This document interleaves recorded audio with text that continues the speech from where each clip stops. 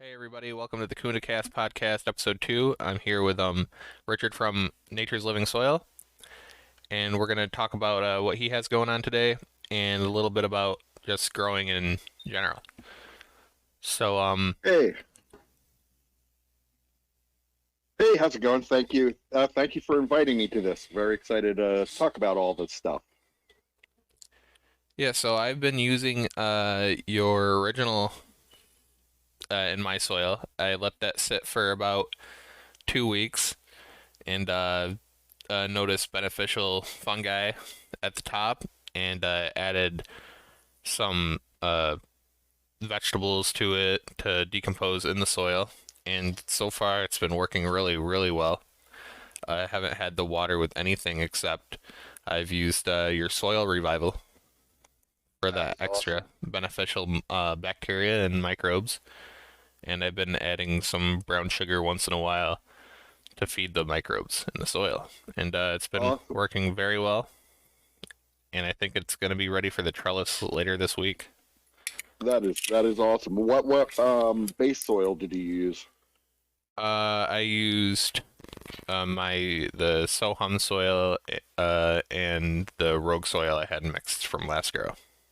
Oh, that's awesome. That's So awesome. Yeah, that's a cool thing. I mean, really about the organics, just living soils and organic soils is you can recycle your old soil. Just all you have to do is kind of reinvigorate, reintroduce microbes, reintroduce some nutrients, and essentially that soil structure remains and it actually improves over time. So yeah, no, that's cool. yeah, um, now you don't, I mean, I think it's great, it is good that you do the essentially let it sit for 2 weeks and such. It's not like necessary, but it's always a good idea to get the microbes and everything to acclimate into the environment, to start breaking down the nutrients and such. And this is another thing, just kind of, that people don't really think about, but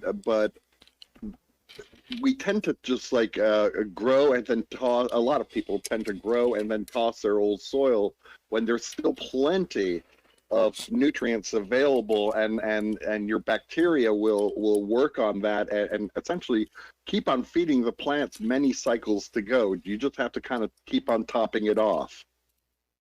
yeah. I actually one of the pots I had that has actually one of the most vigorous plants in it right now. I didn't have enough soil for my last grow, so I actually had to go out front where I had pots setting that I was just going to throw away with soil in it. That's been getting rained on and all this, and I mixed it up in there, and that plant's doing great too. So, I mean, Yeah. Yeah, and that's and that's actually kind of a cool thing, because you're also introducing kind of all the microbes and such from your environment, from your geographical area and such, and oftentimes the more the merrier, as it were. Um, so as long as you're not bringing in any pests and such. But that's really kind of the cool thing about living soils when it's really kind of running and going good, is basically the bacteria, the fungi all protect your plant from pathogens, from bad bugs and things like that. yeah. Well, the So good thing is that it was winter in New York is pretty bad, so there's usually not any pests. But if I were to take that out, probably sometime this summer there'd probably be pests in it. right, right. Um, Now, have you always grown in soil, or have you done like hydroponics or bottle nutrients or such? So I started out in some crappy soil because it was like I didn't know as much as I do now. And then Right. I moved on to cocoa, and I did cocoa, and that was a lot of maintenance. and then I moved on to I think I did another cocoa run. Then I moved on to soil, and I have done some hydroponics with clones, but Yeah.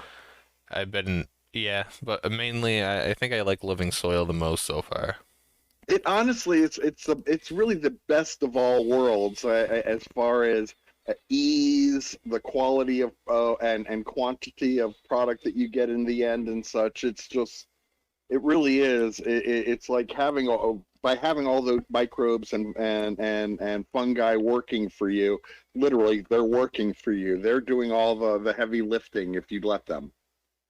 So it really is, a easier way. You don't have all these, do this bottle this, at this time, and then switch to this bottle at that time, and all that confusing stuff, which is great. I mean, again, I am not knocking it, but I'm also kind of a lazy grower. you know Yeah, so I just want, and I want nature to essentially do what it's done for millions of years. yeah.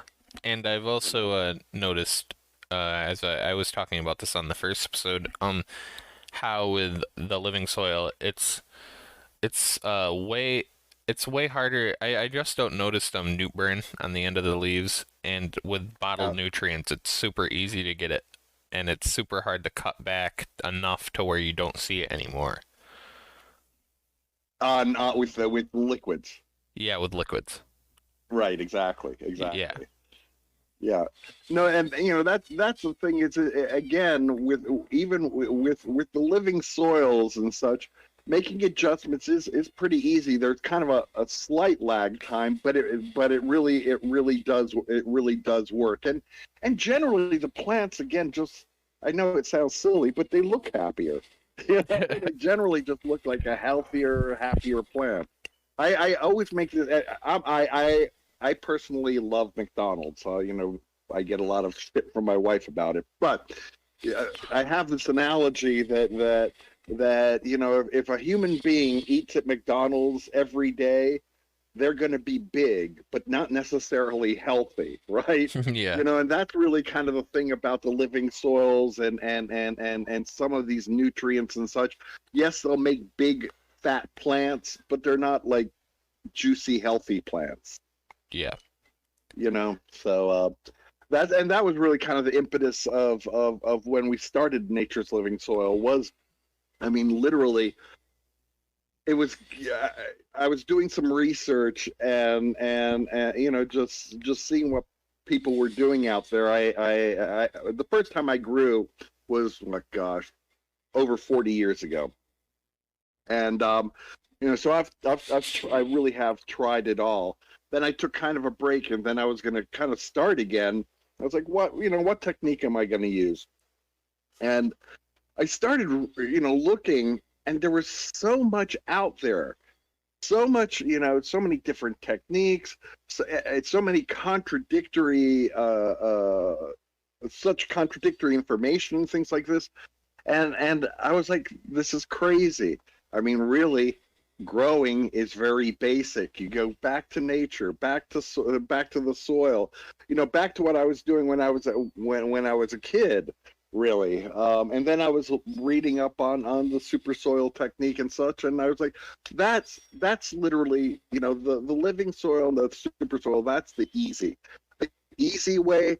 You get it. It just makes sense. And again, the results. When you really compare the end results, you're getting a more flavorful product in the end. So, yeah. So so like how do you make this? Like how do you make your products? well, we started when we first started. I started in my garage here. I live in Maryland, but now we contract out to a group of people who make it in Washington State. Oh, nice. Yeah, but basically, I mean, again, it's just like getting all these ingredients. Let me tell you, especially when I was making it here, it is the smelliest process. It smells like a cow took a dump in every room of your house. Yeah. It smells. Yes. Uh, yeah, but so that I mean, basically, it just we just made it in bulk. Then we and basically the recipe we had used was kind of what we'd been using for a hell of a long time for our original. Then we kind of tweaked it a bit for the grow cycles for the auto flour. Then we came out with a vegan version, which also is really awesome for creating your own soils. With cocoa, perlite, you could do either vegan compost or earthworm castings and some of the vegan concentrate, and it makes a fucking awesome soil, custom soil.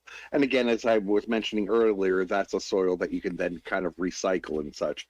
The cool thing about the plant-based um, uh, uh, uh, nutrients and such is really they are nice, slow release. But so once you kind of get this whole cycle going of of of of it growing, of it releasing, of you adding a little more just to top it off and such, you can get into a nice little groove there of a growth cycle. So that's kind of on the concentrates. That's what we have is kind of the three: the original, the auto flour, and the vegan. Then we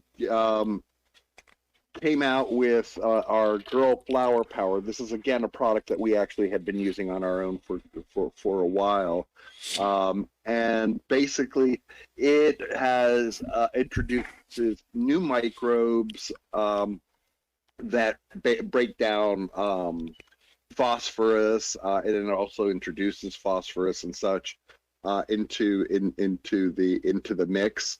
What you're going to get from that is greater yields, probably a deeper terpene profile.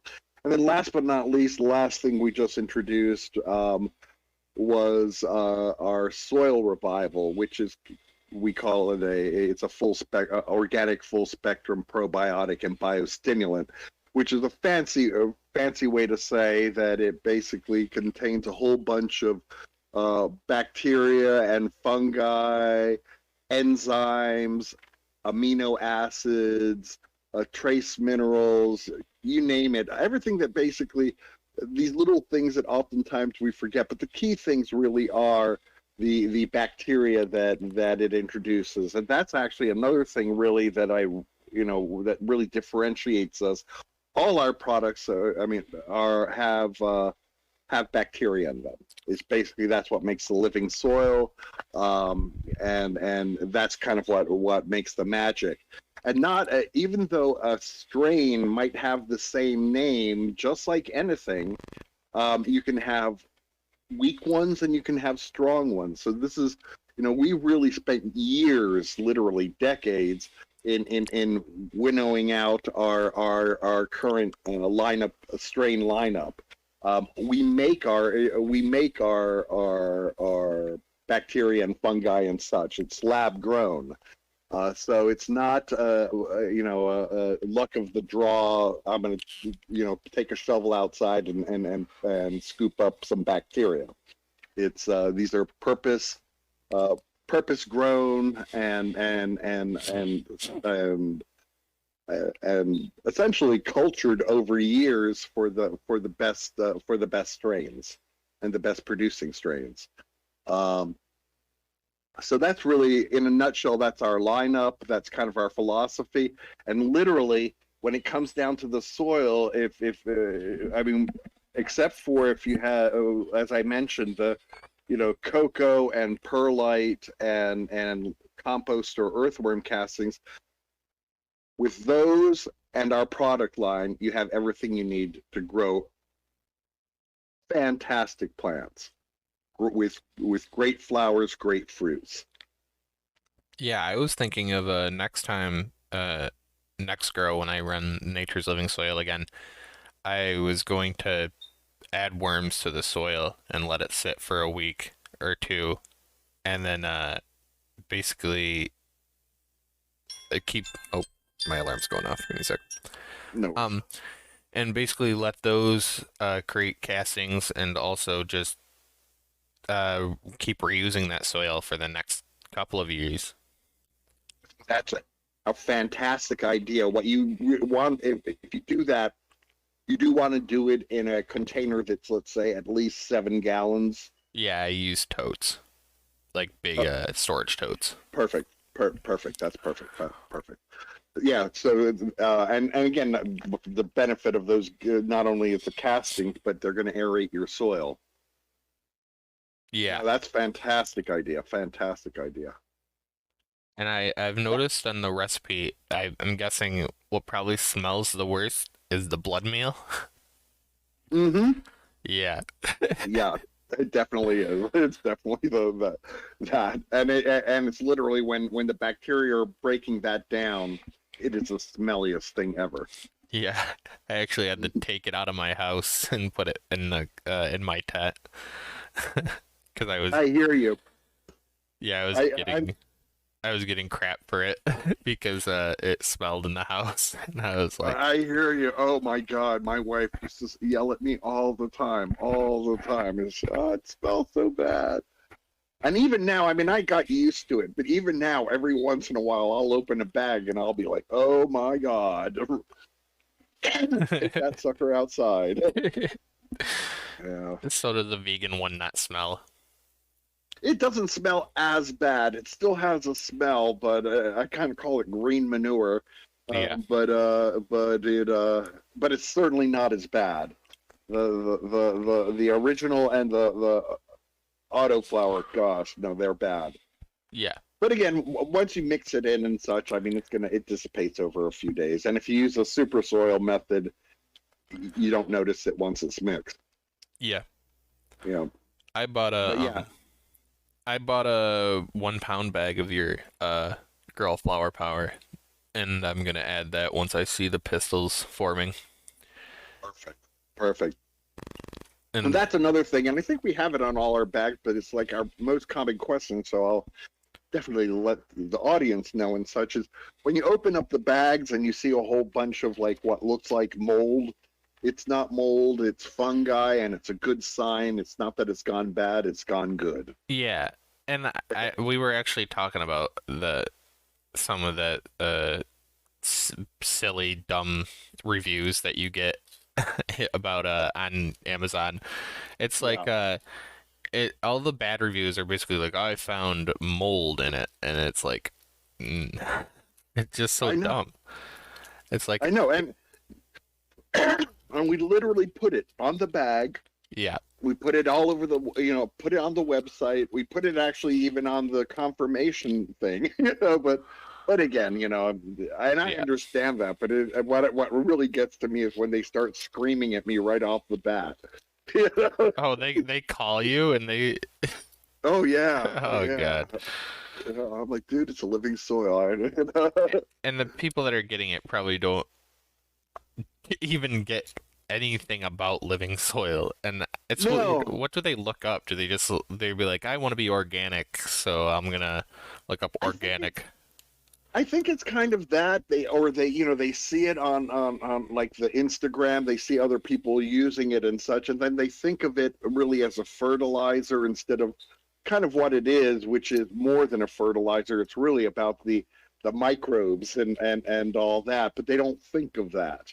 They Yeah, really think that it's just like this formula of nitrogen, potassium, and all that stuff. yeah.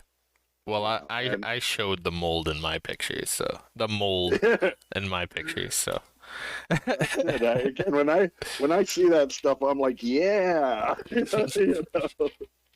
I was Yeah. yeah. I know people. The last person I had on here knows a decent amount about living soil. Um, so I know from people that it's not like bad. It's not a bad mold, and I think the reason they think it's bad is because one of the first things you hear is, you get mold on your plant and you have to scrap it. You got to throw it away. Right, right, exactly. No, that. That's it. And that's the thing is we don't, again, it's like, there's good and there's bad mold. And the thing is, and good and bad microbes. And here's the beauty is if you have your environment set right, basically, the good bacteria, the good fungi are always going to prevail. Basically, if the conditions are right, they're always going to beat the pest. It's when the conditions start getting off that it gives an advantage to the bad bacteria, etc. So as long as you have like the moisture right, the temperature right, the humidity right, right, Yeah. literally it runs itself.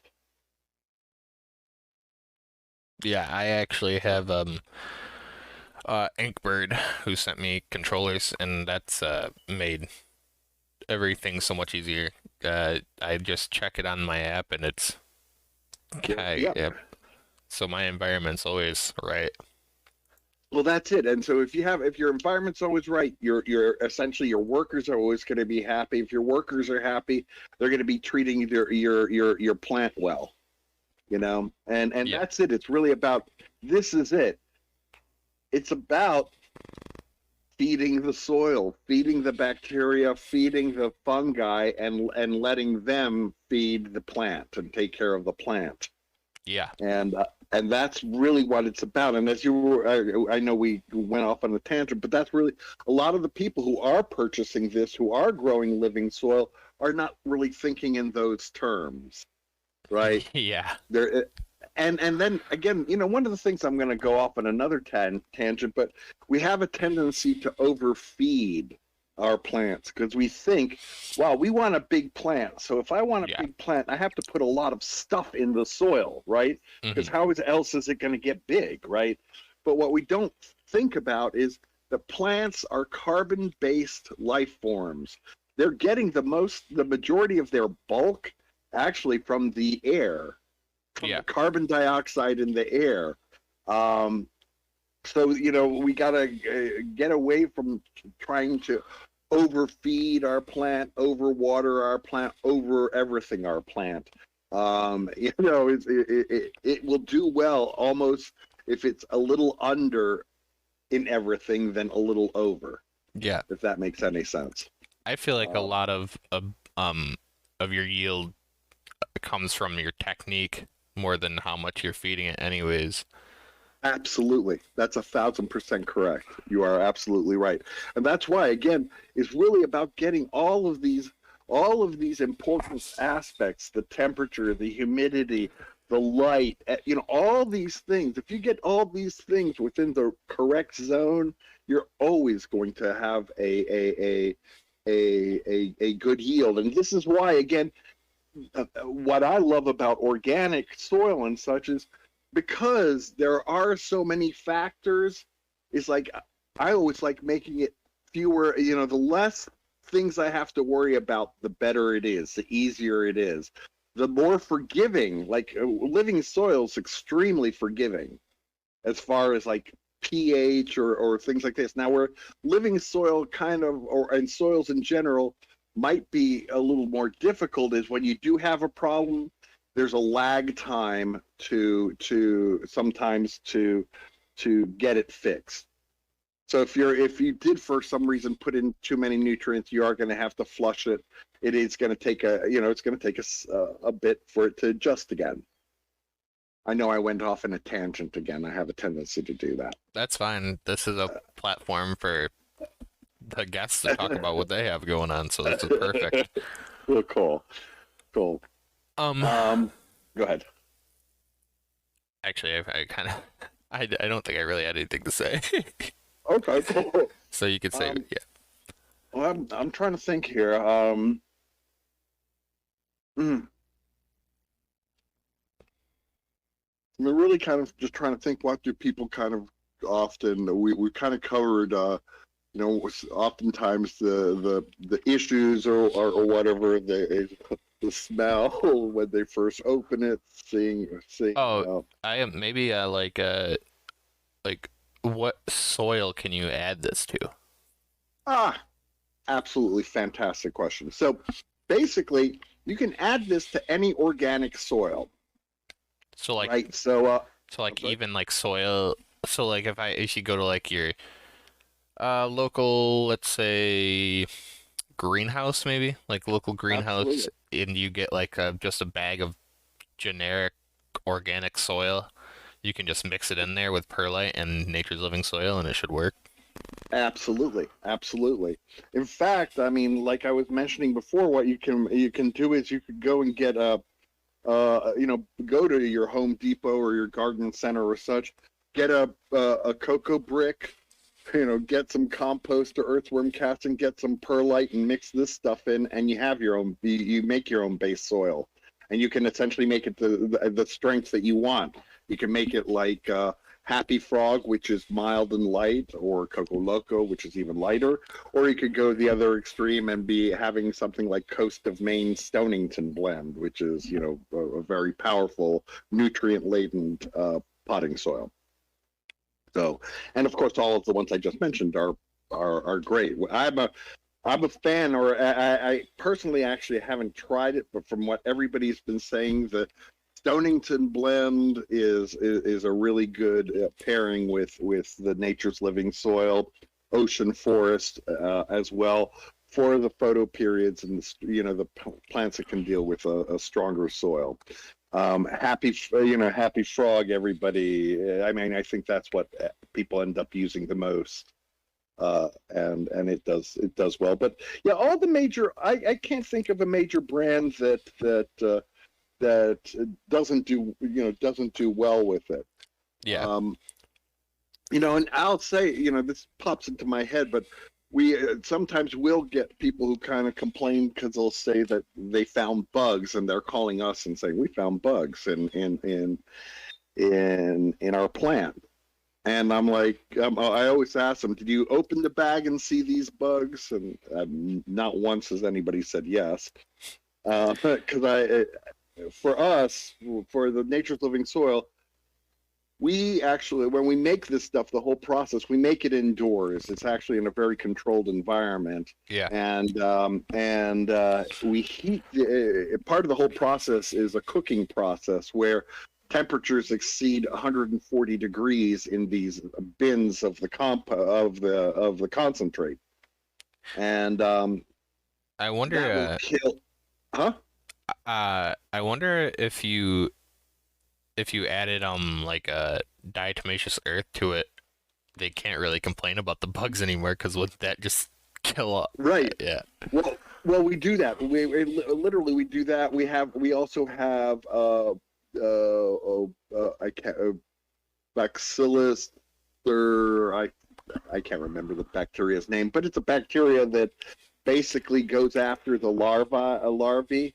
Actually, what happens is this bacteria shits out these little crystals that the larvae eat, and it kills them. It's non-toxic to humans, non-toxic to animals, but it kills the fungus gnats, the larvae of fungus gnats.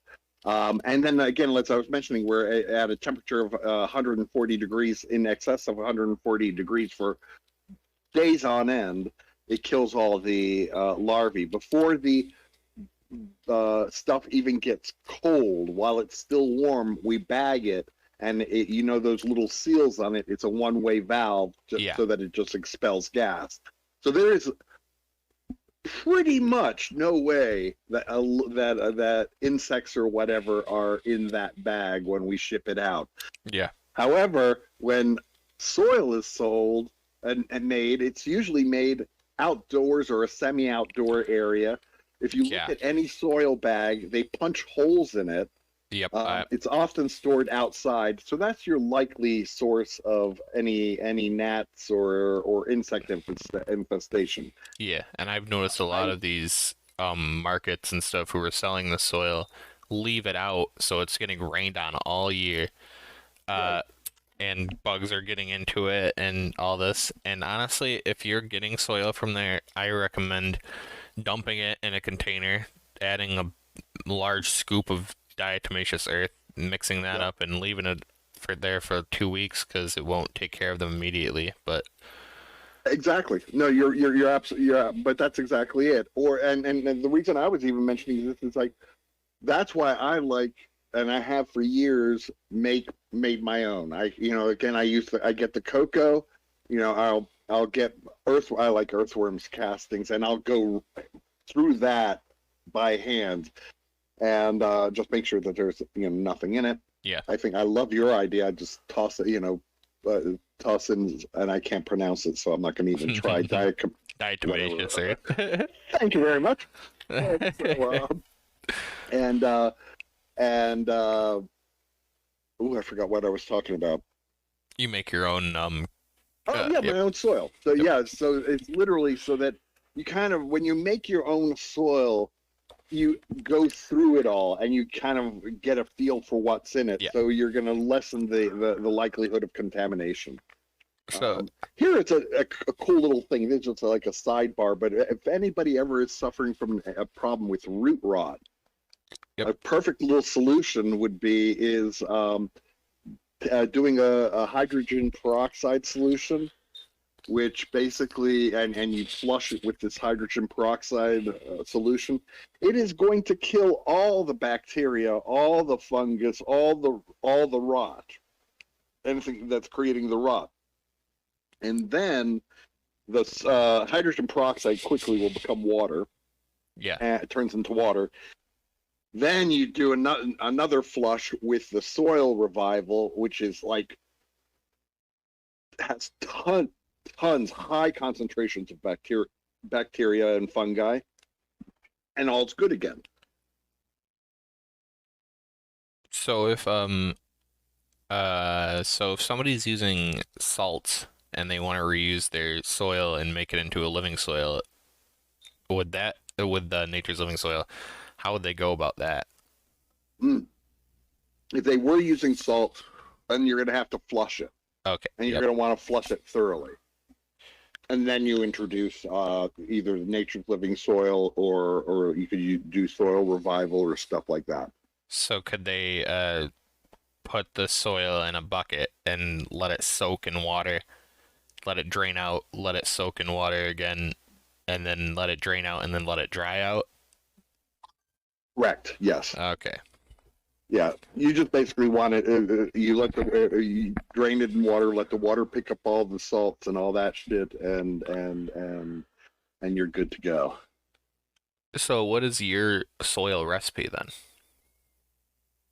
My soil recipe for making a base soil Yep. is so basically I will take 3 parts of cocoa, 3 parts of compost, 2 parts of perlite, mix that all together, and then for every gallon of that mix, I will put anywhere from 1.5 to 3 ounces by weight of concentrate, depending on how strong I want it to be.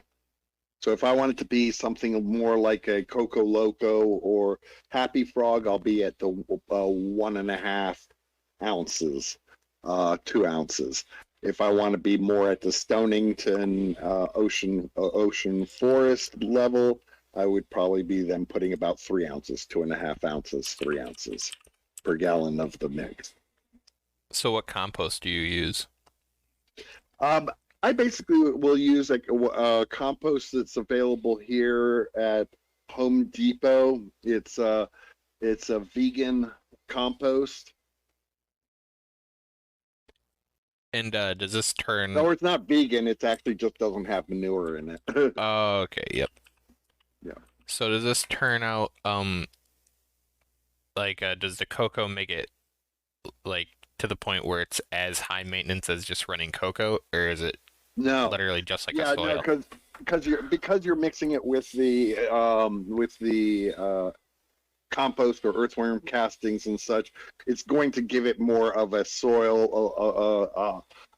like consistency. It will be a good draining soil, but it won't be like cocoa, which is almost essentially it's hydroponics with cocoa. Yes. Yeah. So basically, it's going to retain. basically with the perlite and with the compost or earthworm casting, it's going to retain enough water to that you're not always watering. Yet what you're really going to get is nice aeration. And you let do you buffer this? The cocoa, Yeah. I think it's a good idea. I mean, most of the again, oftentimes they say that they've been buffered, washed, et cetera, et cetera. Yeah. And they haven't, or it hasn't been done well. So Yeah. this is I would wash it, I would buffer it, and then I would let it dry out a good deal, not bone dry, but dry out somewhat, and then water it one more time. But this time water it with the soil revival product that we have. That way, what it's going to do is inoculate the cocoa itself with all the bacteria and fungi, right? Yep. And then you mix in everything else, and it just essentially just lets it kind of get into the core of the cocoa. And that the soil revival also has that uh, bacteria that pulls nitrogen from the air. It has everything. If you go to our website, you can kind of go and see all the different bacteria and what it does um, for the plants. Um, but yes, so the dude, I'm so sorry. I totally lost my thought. I know I was talking about the soil revival.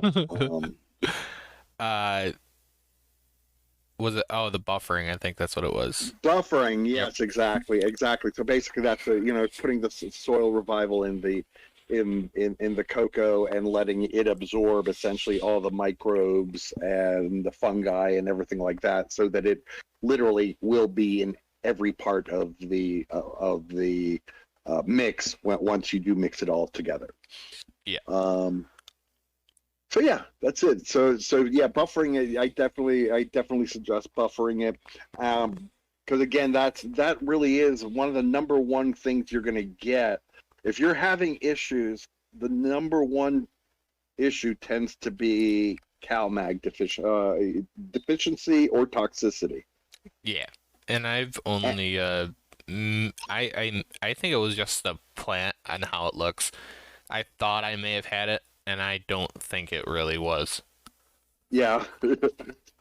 Again, there's this is the thing, is it's really often tough to tell what exactly is happening, and oftentimes when we even see, especially when we're seeing deficiencies most of the time is not because there's a lack of a certain nutrient. It's really because you're getting locked out for some reason, Yeah.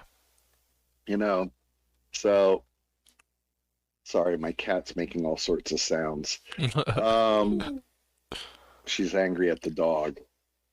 uh, anyways, uh so yeah, I mean, that's kind of the thing, is as far as when we're having calcium deficient. Well, calcium deficiencies usually is true, and that's, again, I'll say that the number one reasons for calcium deficiencies are, or why it tends to be the number one problem, is because we kind of count, and this is just uh, companies like mine. So we count on calcium being in the water, right? We count on calcium being in the soil. Now, when if you in whatever potting soil, like that's what we do count on it. So if you're using RO water, reverse osmosis or distilled water, you're not getting the calcium, right? That Yes. that the plant needs, and um, and so Yeah. I'm lucky to have well water. well, there you go. You see, that's going to be rich. That's going to be so full of all, a bunch of goodness and such. And how's your pH? Comes out at 6.8. Yeah, beautiful. You're a lucky man. I know. So, but that's it. It's yeah, calcium. It's kind of really kind of that key thing. And then cocoa locks up calcium and magnesium. It holds on to it, and that's why again you buffer it, and so that it basically is all loaded already. Yeah. So, um, so that was a real long way of saying, yeah, I totally think that buffering is a good idea. So have you thought of making like a an organic silicone mix? Wow, that's so funny that you asked that. We were just discussing that. We're looking at that at either. So you mean like for silica? Yeah. Yep. I think that I mean, basically, what we were just discussing this, but we're not gonna make it as a separate thing. We're just gonna introduce it into our soil revival. Yeah, I've noticed that it's I don't know if it was over the past recent years, but it's been making a entrance into the growing world and how helpful it is in strengthening stem walls and Exactly. Because again, yeah, it'll thicken the cell walls and such. So no, that's really wild. That it's almost maybe fate that you asked that because literally we were having a discussion about this yesterday, and it was like, yep, we got to start doing this. How are we going to go about it? And we're like, well, let's at least put it into add it into the soil revival. So yeah, our soil revival. I mean, that product, it literally is. It's like a lot of the stuff that missing link stuff, for that final mile of things that you need for a good grow. And the really cool thing is it can be used from germination to the last week before harvest. And you're never going to burn or harm your plant with it. It's just you get to a point if you put too much, it's basically you're just wasting it. yeah. So that like your guys' version almost of recharge.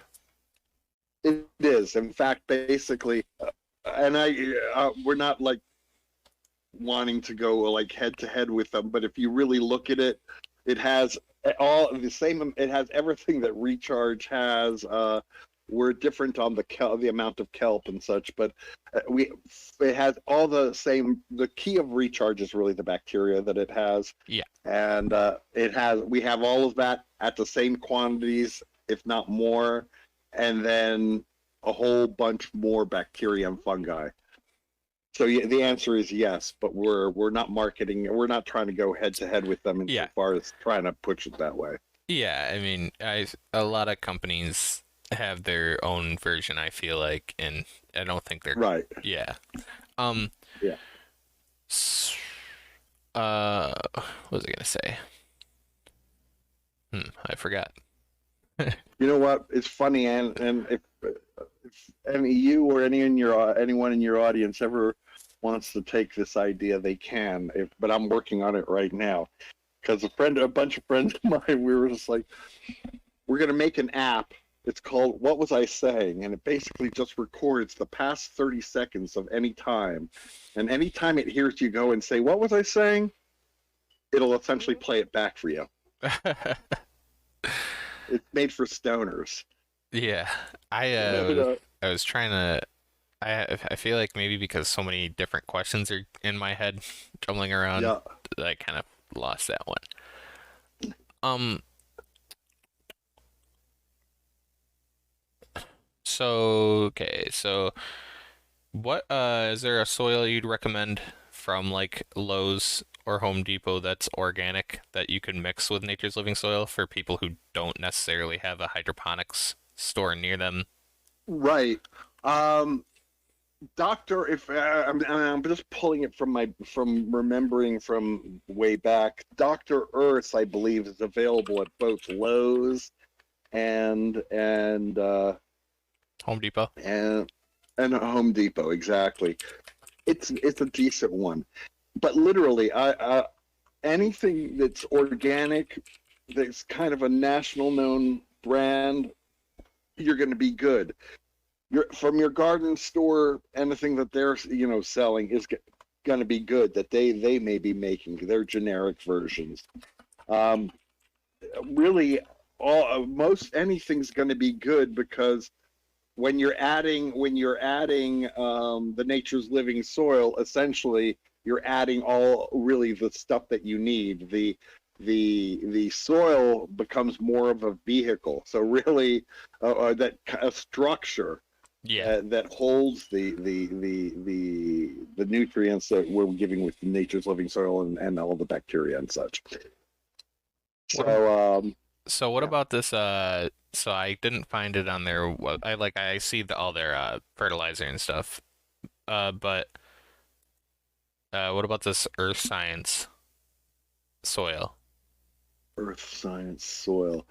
I'm not. I mean, I know which one what you're talking about. I'm not familiar with them personally, so I haven't heard enough to really Yeah. speak to them. Could it be used as a vessel for the nature's living soil? I would say so. I would say anything that basically is going to provide structure for the roots to hold it, Yep. to allow for drainage, etc. That's really what you're looking for. That's what you're looking for, Yeah. and that's why again, I mean, again, if you just even took cocoa, as you already explained, it's a high maintenance thing. But if you just took cocoa, which has no nutritional value, and perlite, which has no nutritional value, and you just mix those together and just fed a tea made out of this compost, out of this concentrate, you're gonna have a great plant because it's gonna be everything you need. So I guess really what I'm trying to say is that really the most important thing really in when you're looking at these soils and such are kind of the what kind of structure does that soil have. So but all of them are going to be using either cocoa or peat. Most of the commercial ones are going to have good drainage, etc. So, and if it looks like if it looks like it's clumpy, Like mud. like mud or yeah, exactly. Well, don't buy it, and or if it you could cut it or mix it with cocoa core. Yeah. Yeah, You know, that's actually the first soil I've ran from a market.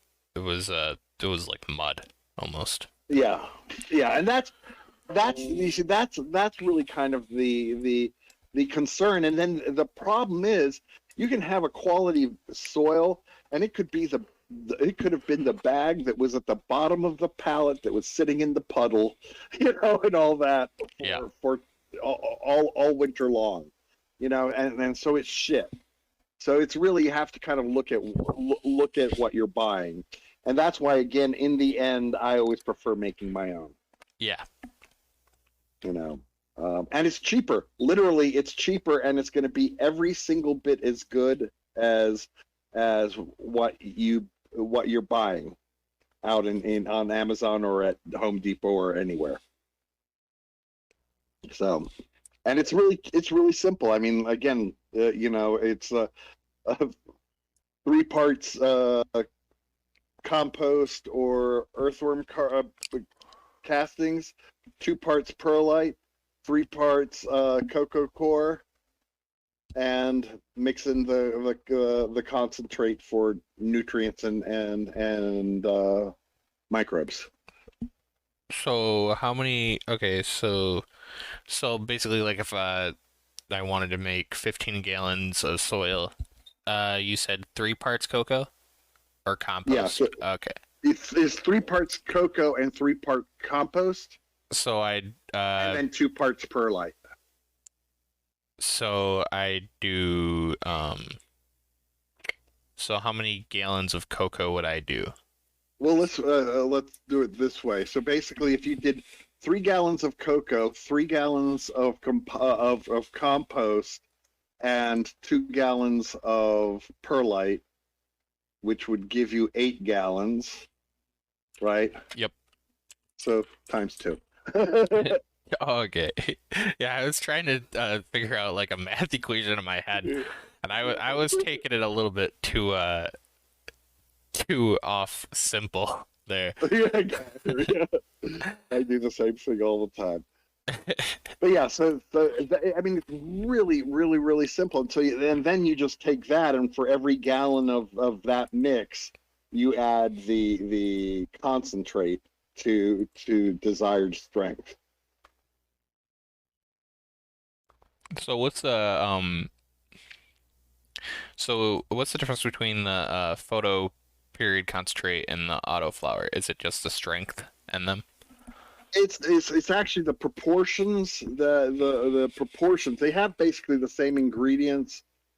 They have different proportions, and basically to account for the autoflower has a shorter veg time. Its requirements for nitrogen are lesser, but it needs that nitrogen quickly, so it's having a lot of available nitrogen for that first run.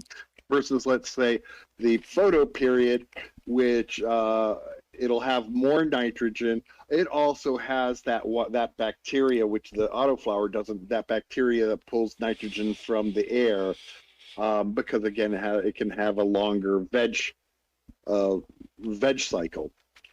So I mean, that's primarily the difference. And then the autoflower has, it's basically everything is more available because it has shorter time to make the stuff available. Does that make sense? Yeah. Yeah. So so essentially, because again, what we have is when we have these nutrients in soil, the most of the nutrients in soil are not available to. They're not in a form that the roots can take up. They need actually these microbes to break down these nutrients to a form that they can take up. So that's why again you might have a soil that you might have a plant and it might show nitrogen deficiency. Does that mean that there's no more nitrogen in the soil? No, it means that there's no more available nitrogen in the soil. It still could have plenty, but it's just not available. Yeah. And so when you have a dead soil, for example, it's always going to stay locked up and unavailable, right? Yeah. If it has microbes in it, the microbes will break it down and deliver it to the plant. When Yep. you're using stuff in bottles, you skip that process. So essentially, it doesn't. You could have dead soil. Its chances are it is dead soil, right? And Yeah. you're just essentially giving an IV. It's going Yep. directly to the plant because it's all available stuff. That's That's actually why you. what the first guest, who's one of my friends, said. He said it's literally like feeding your plants crack almost. Yeah, it literally is, and you have to be careful with it because a little too much and you're fucked. Yeah. You know. And and with So yeah, microbes and with microbes it's basically it knows how much to give your plant almost. exactly. They're having a little communication. They're making deals down there. They're saying, "Hey, man, I have some nitrogen for you. Do you have sugar for me?" Plant goes, "Yep, sure. Here, I'll pay you." They have their little deal going that they've been doing for millions of years. Yep. You know, the agriculture that we use now, the bottles and all that type of stuff, that's been a blip in history. That's like, Yeah. not even 100 years really when you think about it. Yep. And it's the same with cover crops is that they form a bond with bacteria which take in nitrogen and they'll basically just supply it into the soil. That well, that's exactly it. That's exactly it. And it's these type of things. It's like when you think of when we were creating the vegan version of our concentrate, it was to me like the epitome of that full cycle in a bag because whereas even and again our other concentrates, they do have blood meal, they'll have bone meal and such, Yep. and they're very effective, but they are a shortcut to the way even that is a shortcut to the way nature intended, because Yeah. nature didn't intend for a cow to drop every 10 feet Yeah. to feed the earth. It actually relies on plants dying to feed the earth. Yeah. That's that. Have you Um, does the any of your concentrates include mycorrhizae? yes, absolutely, all of them. Oh, nice. Yeah, Yeah, all of them. that's another natural bond. Yeah. So I don't know if you uh do this, but for any hunters out there, is there a way to use any part of the animal as a almost in your soil? Well, the answer is of course, but again, what you need is so basically, what pops into my head is when the American Indians used to get take dead fish, and in the fall they would plant it, they'd bury it, and in the spring then they'd put a seed where they had put the fish, and the plants would grow vigorously. Yep. It'd give them all the nutrients they wanted. So I mean, so the answer is obviously kind of the same thing. Is basically when any animal that decomposes is going to provide tremendous nutrients to the soil around it. Yep. So yeah, I've never done it, but it theoretically it would be good. Again, what the problem you're going to have is you need it to thoroughly decompose, otherwise it'll get too hot. Yeah. So So so I'm trying to think of something unusable, or not normally used. Maybe like so if you let like maybe the cape decompose in your soil for soil that you're not even going to use yet, and you let that kind of decompose, and you just keep uh adding like organic parts of the so if you just add like organic like materials. yeah, I'm losing my train of thought. Um, Period. yeah, organic materials and just let that decompose on the side while you're running a grow. So, but in like a year's time, that should be ready and all decomposed. Absolutely. Okay. Yeah. Absolutely. It's going to smell, Oh yeah. but yeah, Yeah. absolutely. And that's why again, and what you could do is you can bury it. You could essentially toss some uh, compost starter on the carcass or whatever you don't Yep. want, and yeah, it'll decompose, and then it'll make a rich soil over time. Yeah, and especially if you're like a fisherman, uh, just toss whatever you don't use of the fish in there too. This is it. This is it, and that you got it. This is what we should be doing is grabbing our waste and making compost with it, just because it is rich, nutritious stuff for the next cycle of plants. Yeah. And that's what it's all about. Is really creating this whole cycle of plants. I mean, one thing that we have in our girl flower power, and we're looking at another product that we're going to introduce it into, but is Yeah. hemp hemp seed heart. Yeah, I think I saw that in one of your what was it? Was it the soil revival that I saw it in? It was no, that would be the girl flower power. Ah, yep. Okay. Yeah, now I Yeah, remember. and that's it. I mean, I was like, gosh, that's a no-brainer. That's like mama's milk. So, It's like it has everything that cannabis would want. so what does hemp seed heart do? Well, basically, hemp seed heart is basically the food, obviously, for the baby cannabis plant. So it's just essentially a bunch of baby food. Oh, so it's so so what does it do in terms of for flour? Oh, for flour, it basically is it's just full of actually it's high in potassium, it's high in phosphorus. Ah, okay. It has amino acids that help the growth of the buds. Yeah. Yeah. And so I've noticed I usually only have to water probably every 4 days. Yeah. But so you said to use 0.25 of a pound for each plant over the duration of flower. Uh, so if I only water every 4 days, should I just use it every time I water, or should I use it every other time I water?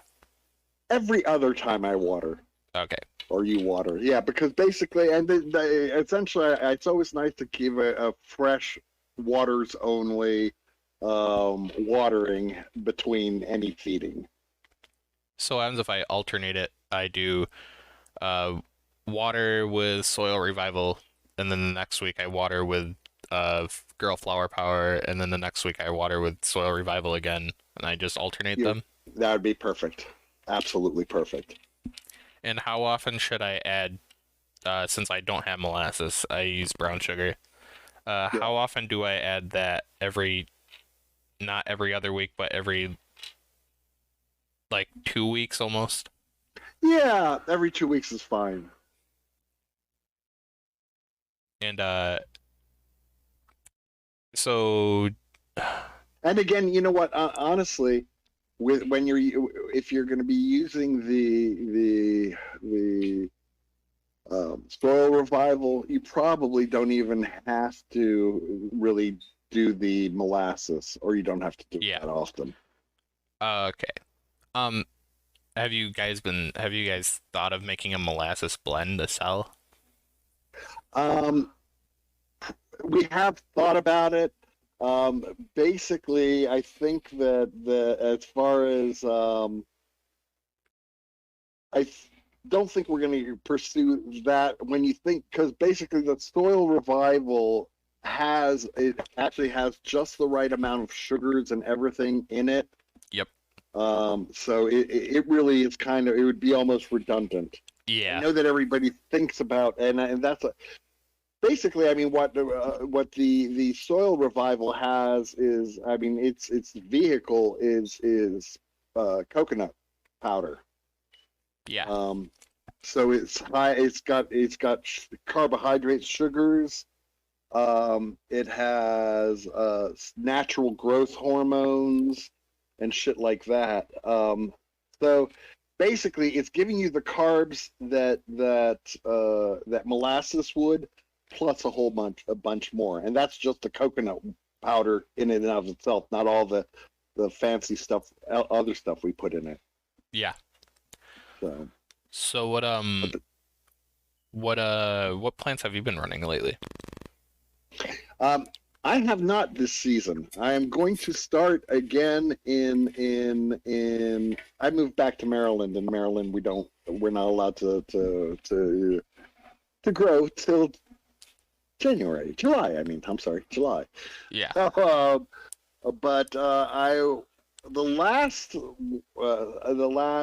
set I'd grown was autos, and it was a Stardog auto and a critical purple auto. Oh, and Afghan. Well, that Afghan was good too. So when you say that you can't grow until July, uh like a like the law is going to be changed in July? Yeah, in Maryland, Okay, yep. it changes in July. Okay. And Yeah. are you doing anything outdoor? Like not cannabis, but Just vegetables in general. Tomatoes. Tomatoes. Tomatoes. Oh, dude, our stuff in tomatoes. Our stuff in gardens is like it's fucking. Excuse my language, but fucking amazing.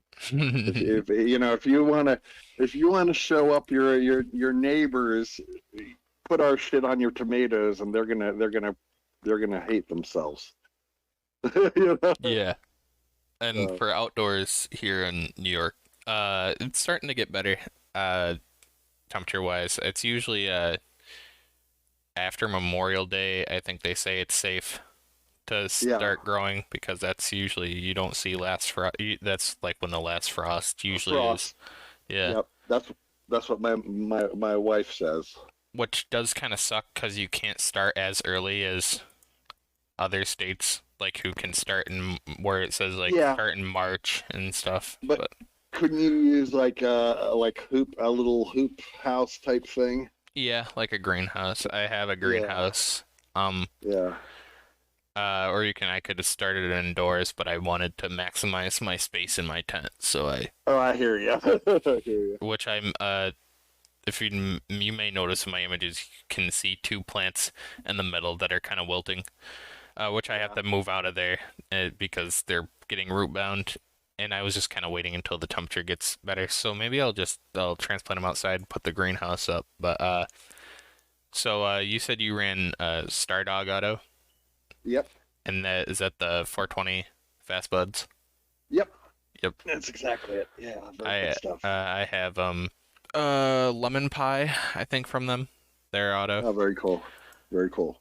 But I don't know. I always have seeds and I'm like, yeah, I'm running those next, and then I get new seeds and I'm like, and I start running those instead. So I gotta cut back on that. Uh, and I don't know if I want to run photos or autos next run, which this is actually my first, I would say, legit photo run Oh yeah. because my the first seeds I did were photos, but it was my first grow and that I don't count that. Right. Yeah. Um. So, uh, so when it does become legal in Maryland, have you thought of breeding at all? um. Yes, but only. I mean, I do so just for my own Yeah. fun. Yes. Yeah. Yes. I always do that. It's always that's a lot of fun. You know, Yeah. when you really start getting into it is essentially starting to create your own creations, and gosh, that's a lot of fun. Takes a lot of patience, but it's a lot of fun. Yeah. Especially when stabilizing. Yeah. Um, do you do peppers at all? I have not done peppers in years. I've kind I of have wanted not my to. I've wanted to do peppers just to make a. I don't like eating peppers. I don't like it, but Yeah. just to make my own like hot sauce. Oh yeah, yeah, of course. Yeah. We have our Yeah. Mine. Uh. The thing that sucks about starting later is that I did start peppers and they were so close being done, and then yeah. frost hit at late in the Oh year man. and it fucking wiped them out, and I was like, ah, great. Well, Sucks, man. Yeah, you should talk to our UK people. Gosh, they love the garden, man. You should see their garden. Whew. uh, so do you guys do you guys have any brick and mortar shops? We do not, and we are finally about to uh, start distributing to brick and mortar. Oh, so are you in any hydroponics? Nope. That's what I thought. I said that last episode. I was like, I don't think I've seen. I feel like I don't see a lot of living soil anything in hydroponic stores though. Yeah, I think it's because, and it's not the hydroponic store's fault. It's probably our fault insofar as Yeah. we don't reach out to them, um, because we think they're hydroponics. Yeah. You know, I I also think it's I feel like not necessarily liquids, but God, I struggled saying this word last episode. Synthetics. Hey, I got it. There Yeah. we go. Uh, the popularity in that, and I feel like it's just I don't just popularity in that. Um, and maybe that's why it's more seen because it will sell almost. Yes. Yes. Well, that's the thing is that I think that everybody there's this you know there was this period of time where and for decades really that hydroponics was all the rage, right? It was this is how pot was grown by pros Yeah, was hydroponics, and so I think that legacy still exists. But I mean, I know a lot of hydroponics growers who switched to organic soil, living soil, our soil, yeah, and they're just like, oh my god, it's so much easier. I don't have no more headaches, and I'm getting as good, if not better, results. I yeah, mean, to be honest, you might get slightly, and I'm talking about slightly more yield out of hydroponics, but that's only because you have slightly more water. yeah, This goes back to being McDonald's. So as far as the quality, you're never gonna do better than the quality that soil's gonna give you. yeah. You know, Um, so uh, kind of off topic, but do you hand trim? uh, yes, by yes, it's a miserable thing, but yes. Have you tried mechanical trimmers? No, basically, again, I grow for myself, Yeah, and so again, it's the whole growing, the harvesting, the whole thing is part of all. I don't consider it a ritual, but it is a ritual, yeah, and so trimming it is part of the whole. It's really part of that whole ritual. yeah. Yeah. So, uh, something I think the only thing I struggle with is drying to long enough or well enough to where it doesn't smell like hay or straw. And I did it perfectly like a grow ago maybe, Yeah. where it smelled like like oranges almost, orange like cream and oranges. But this grow, not this, but my last grow, it was hay smell, and I think it may be because it dried too fast. I don't know. Well, yeah, that's probably it. So how long do you usually dry for, and what is your environment? To be honest, my wife does it. So I don't know how to. All I know is it takes a long time. She's always burping the jars, Yeah, and they're in a closet. yeah. Which I think I'm So gonna switch back the jars. yeah, but yeah, no, she's the one who actually has that discipline down. Yeah. Because literally, that is an art. Everything because I always have it smelling not as sweet as she can get it. Yeah. Um, there it goes. I forgot what I was gonna say again. Um, so that you said that you're going to get them into brick and mortars. Yes. Are you gonna start up your own shops? No. Okay. No. We'll just do it through existing. So so when did the website come up? Our website, Yeah, 5 years ago, 5 years ago. February of 18, I believe. How has it been gaining more? Have you been gaining more customers since then? Oh yeah, Okay. I mean, basically we had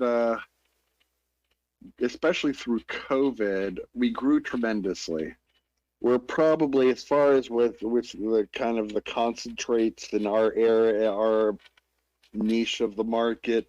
We're the biggest one on Amazon and on eBay. And our website probably is, every year we double in size in our website. Well, Yeah. last year not quite, but close. Um, So yes, it's growing.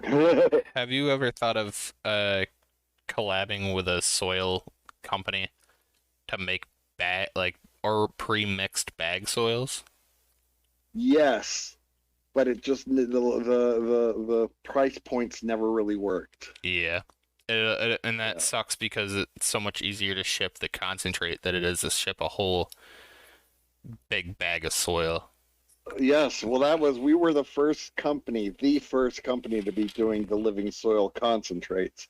Yeah. And that was my observation. Literally, I was like, when I was looking at the whole thing, it's like, okay, well, if we just skip the soil part, it's going to be cheaper to ship this shit. Yeah. They can buy it on their end, the Yeah. soil. And so, yeah, that was the whole point of why we started Yeah. in many ways. Yeah. Yeah, the But soil route is mainly made for being in brick and mortar. yeah, but that's why again I think that what we're gonna really we have started to emphasize is really making your own if you choose to do so, Oh, because basically you have yeah. if you go to Home Depot and have a bag of our concentrate, you have essentially everything to make Yeah. any bag that's out there. You know what you could do is you could start selling kits, make your own soil kits where you include the bricks and you That we have thought that of. yeah, no, we've thought of that and Yeah. are considering that. Um, because it really is kind of a no-brainer, Yeah. and that would kind of fill the whole thing so that everybody could get the whole thing right there. Yeah. So, um, yeah, no, definitely. Yeah. And it could be included in like a container that you can mix it in maybe. Yeah. So have you done indoors? Oh yeah. Oh, okay. Yeah. Yeah. Um, what lights are you using? Um, I think I haven't, like I pointed out, I have not grown in a while, but I do Yeah. have some lights ready because everybody sends me lights. So I have, I think I've, gosh, I don't even know. I know it's sad, but I have like a bunch of lights and I haven't even unboxed them. Um, so whatever lights I have out there, but they're all LEDs, LEDs with generally speaking, if I'm picking them, I'm also going to want a good strip of IR lights on the. If they don't Yeah. have it, I'll just add a strip of the infrareds, Yeah. especially for flowering. Do you, LEDs, man, yeah. they're great. I mean, they've become cheap, relatively speaking. They're great. And do you care about uh who supplies the diodes basically? Like Samsung? No, man. No. The answer is no. Basically, I do have meters here Test it to measure. Huh? to test the uh how many watts and stuff. Yes, Yeah. exactly. That's exactly it. So that's really all that kind of counts in the end. I mean, there's always the LED of du jour. It was, Yeah. I can't even remember the names of the companies anymore. So For years, it was like, God, what was the name of that company? it started with B maybe. Uh, Um I do Cree? yeah, Cree. yeah, So Cree was one, and there was another one. Anyways, oh, so Bridgelux. yeah, Was it Bridgelux? yeah, that was another one. That was Yeah. another one. There's a lot of them. So yeah, so basically, yeah, I don't care. I care really about what the output is, not necessarily what the brand is, and I don't expect them to really last that long because Yeah. well, the biggest problem is that what most people do. I do actually have to run in a sec. Yeah. The biggest problem that most people run into or do is, especially if they're doing autos, is a lot of these lights really aren't designed to, or they'll die really quickly. They wear out quickly if they're being used more than like 16 hours a day. Yeah. So I mean, what I do actually is I have two lights and I'll split the time, Oh, okay, yeah.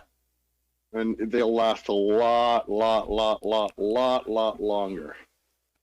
And here's another thing I'm thinking about. I haven't tried this, but I thought this might be cool. Is essentially having the lights. Let's say if I want 1,000 watts of lights, right? Hmm. Is having 3,000 watts, but having them so it's essentially going to simulate. It would simulate. They'd be on, but it would go from like east to west, as it were, of the light intensity over the day. Hmm. And I wonder if plants would react differently if it mimicked the sun going across the sky. Yeah. Anyways, it was a thought. But So this who? is the fun thing about this stuff. It's experimenting, Yeah, it is. you know. Yeah.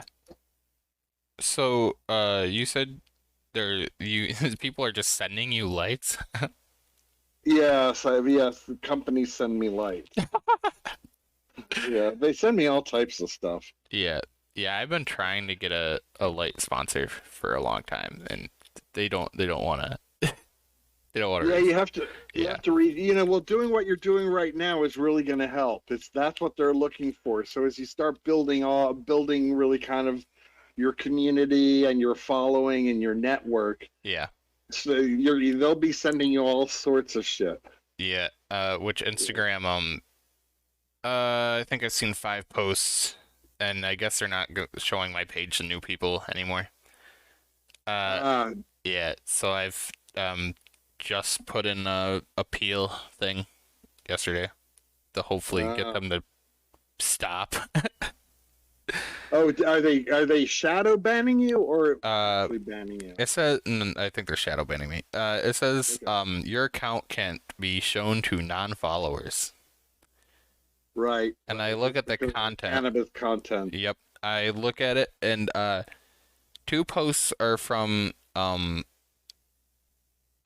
product 2 products from a company which are pre-rolls and stuff, but the company's legal and it's Well, the CB. problem is Yeah. this is the thing is that well, there's a couple things. First of all, any tag that has anything related to cannabis is just not a good thing to have. So I've just stopped doing tags altogether when I repost. Yeah. But basically, anything a picture of cannabis is technically a violation. Yeah. So literally, everything we're doing is a violation to Instagram. Yeah. And I've heard if you So say that you're in a legal state that they do appeal it. well, that would be good. Yeah. But the thing that sucks is that the only way you can really talk to Meta is if you have the verification tag they have to pay for. Yeah. Yeah. I've never even dealt with it, so Yeah. I dealt with it in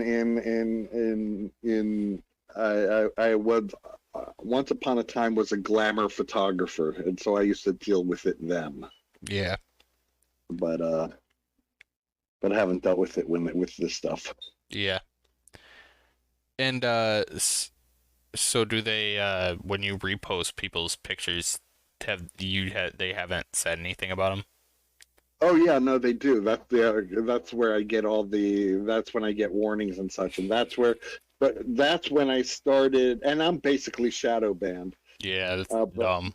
but that's where when I started just getting rid of all tags, anything that says cannabis, 420, 710, anything like that, I just get rid of.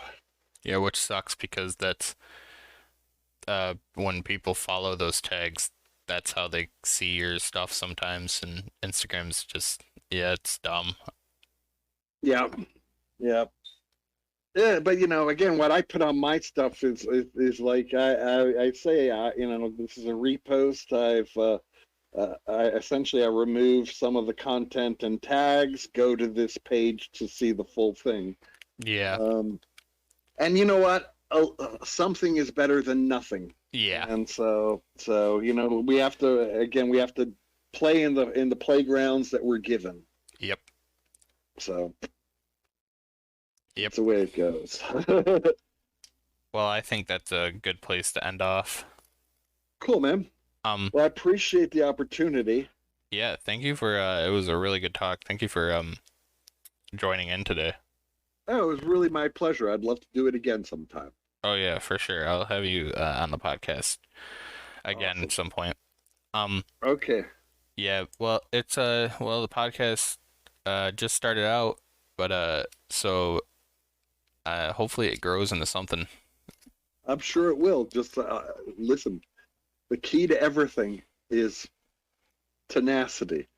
Yeah. So just keep on doing it. That's the thing is, and if you ever think that you're going to give up, at least do it a little longer. Yeah. Okay. Because that's all it takes, man. It's Yep. all it takes is just doing it. Well, thank you for everybody who's watching. This was Richard with Nature's Living Soil, and thank you for coming on today. It was Well, a really fun time. thank you for having me. I had a blast. It was great. I really enjoyed it, and I love what you're doing. Thank you. It makes me happy to know. You Uh, got it, man. so yeah, see you in episode 3, everybody.